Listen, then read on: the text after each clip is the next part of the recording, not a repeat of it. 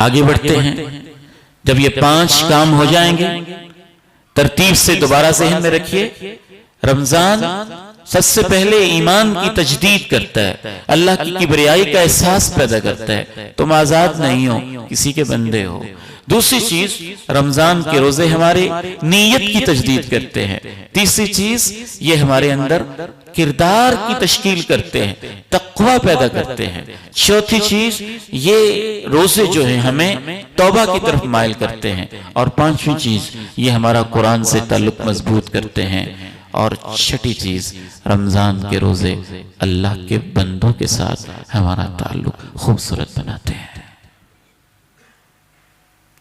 زمین رب کی ہے، آسمان رب کا ہے، پانی اس کا دیا ہوا ہے، ہوائیں اس کی ہیں، تیرے ہاتھ اس کے ہیں، تیری آنکھیں اس کی ہیں، یہ پلکیں اس کی ہیں، یہ بھویں اس کی ہیں، یہ سفیدی اس کی عنایت ہے، یہ سیاہی اس کی عنایت ہے، آنکھوں کی بصارت اس کی دی ہوئی ہے، کانوں کی سماعت اس کی عنایت ہے، ہاتھوں کے اندر پکڑنے کی صلاحیت اسی نے دی ہوئی ہے، زبان کی قوت نطق اسی کی مہربانی اور اسی کے فضل و کرم سے ہے، قدموں کی آہٹ اور ان کا چلنا اسی کی مہربانی اور اسی کے فضل و کرم سے ہے، دماغ اور اس کا سوچنا میرے رب ہی کا کرم ہے. اس پورے پروسیس کے اندر یہ زمین بھی اس کی، آسمان بھی اس کا، اور تو بھی اس کا.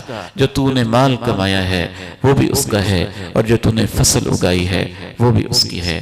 رمضان کے مہینے میں دل کھول کے اگر تو واقعتاً اپنے آپ کو میرا بندہ سمجھتا ہے، اگر تو واقعتاً اپنے آپ کو میرے حوالے کرتا ہے، تو میں تیرے اوپر تب راضی ہوں کہ اللہ نے، میں نے اگر تجھے مال دیا ہے تو پھر وہ میرے بندوں پہ لگا دے.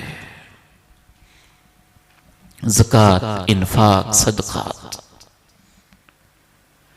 10 گھنٹے میں تجھے اس لیے بھوکا رکھتا ہوں تاکہ تجھے بھوک کا احساس ہو جائے، اور میں اس لیے پیاسا رکھتا ہوں تاکہ غریبوں کی پیاس کا احساس ہو جائے.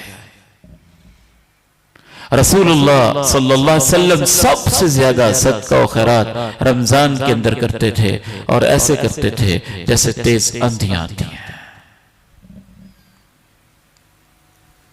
تو رمضان میں اس کا بھی اہتمام ہو. کسی غریب مسکین کو آپ افطاری کی دعوت دیں، بڑے خلوص کے ساتھ دیں. یہ لمبی چوڑی تکلفات والی سیاسی قسم کی مفادات پر مبنی پارٹیاں، اس کی بجائے کسی غریب مسکین کو اپنے دسترخوان پہ بلا لیں. کسی خیر کے مرکز دین کے ادارے میں پڑھنے والے طلبہ کی آپ خفیہ طریقے سے افطاری رکھتے ہیں، کھانا رکھتے ہیں. اپنے کسی غریب عزیز کا کھانا رکھتے ہیں، کسی یتیم کا کھانا رکھتے ہیں، کسی بیوہ کے گھر میں آپ افطاری اور سحری کا سامان پہنچا دیں. لیکن وہ زکوٰۃ کے مال سے نہیں، صدقے کی نیت سے، ڈونیشن کی نیت سے، تبرع کی نیت سے، نفلی صدقے کی حیثیت سے. زکوٰۃ تو ویسے اس کا حق ہے، وہ تو آپ پہ جیسے فرض ہے آپ نے دینی ہے. تو پھر دیکھنا اس میں کیا برکت ہوتی ہے، کردار کی تعمیر و تشکیل کیسے ہوتی ہے. خذ من اموالہم صدقۃ تطہرہم وتزکیہم بہا وصلی علیہم.